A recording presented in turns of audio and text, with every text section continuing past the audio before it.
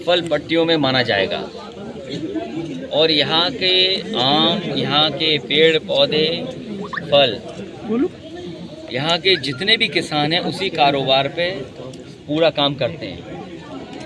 इधर कोरोना की वजह से बड़े पैमाने पे नुकसान हुआ है और जो सुविधाएं सरकार को देनी चाहिए किसानों को, वो सुविधाएं सरकार नहीं दे पा रही। दवाइयों में मिलावट, और जब से भारतीय जनता पार्टी की सरकार आई है दवाइयों में मिलावट बढ़ी है। आम को लेकर के जो सरकार को मदद करनी चाहिए, फल पट्टी है तो जो सुविधाएं देनी चाहिए वो सरकार नहीं दे पा रही है। अगर यहाँ के किसान शिकायत लेकर के भी जाते हैं तो उन शिकायतों का निराकरण अभी तक नहीं हुआ। जो इंफ्रास्ट्रक्चर देने की बात कही, बीजेपी के बड़े नेताओं ने कहा कि मलिहाबाद का दशहरी आम या दूसरे आमों के बारे में जो कहा कि कितना बड़ा कारोबार हो सकता है, एक्सपोर्ट हो सकता है, कोई सुविधा नहीं दी। जो मंडी समाजवादी सरकार में बन रही थी वो भी रोक दी। हम यहाँ के किसानों को भरोसा दिलाते हैं, समय आने पर जिस तरीके से सुविधाएं देनी पड़ेंगी, अच्छी दवाई, रिसर्च, एक्सपर्ट, साइंटिस्ट हमें लगाने पड़ेंगे, हम लगाएंगे, जिससे कि यहाँ के किसानों को सुविधा मिल सके, इनके आमदनी बढ़ सके, इनकी आय किसानों की बढ़ जाए।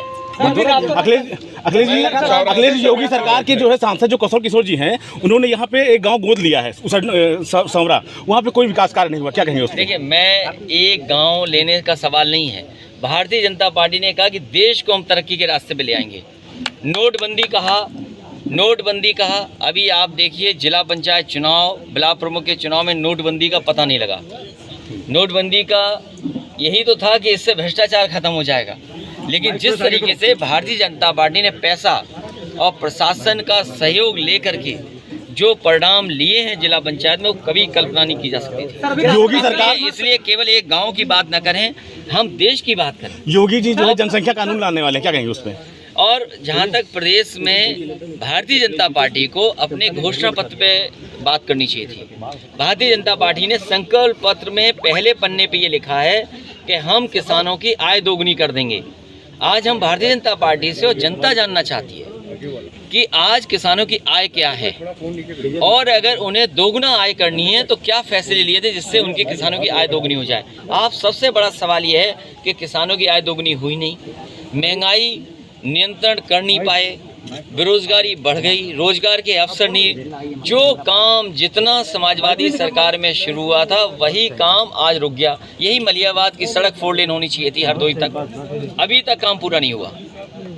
बिजली महंगी कर दी, मीटर लगा दिए, बिजली उत्पादन नहीं की लेकिन मीटर और बिल बढ़ा दिया। सर, जनसंख्या कानून नियंत्रण पर जो कानून ला रहा है उस पर आप क्या कहना चाहेंगे? ये आखिरी वक्त पे भारतीय जनता पार्टी ऐसे ही काम करेगी जिससे जनता का ध्यान हटाया जा सके असली मुद्दों पर।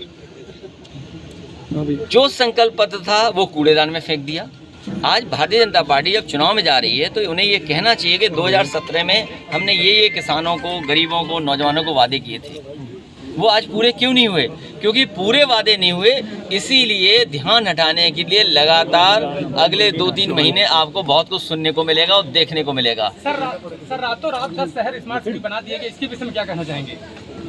ये कागजों पे तो स्मार्ट बने हैं, सच्चाई में स्मार्ट नहीं है भैया। आपके द्वारा मंडी बनाई गई और स्मार्ट केवल भारतीय जनता पार्टी के लोग हैं जो वादा नहीं पूरा कर रहे और वादा याद भी नहीं दिलाना चाहते हैं। यही उनकी स्मार्टनेस है कि उनके सवाल मत पूछिए आप।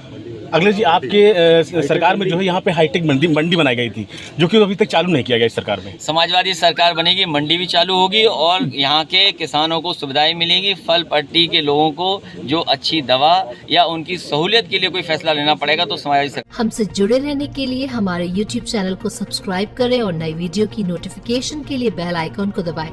अगर आप ये वीडियो Facebook पर देख रहे हैं तो लाइक जरूर करें और ज्यादा से ज्यादा शेयर करें। धन्यवाद।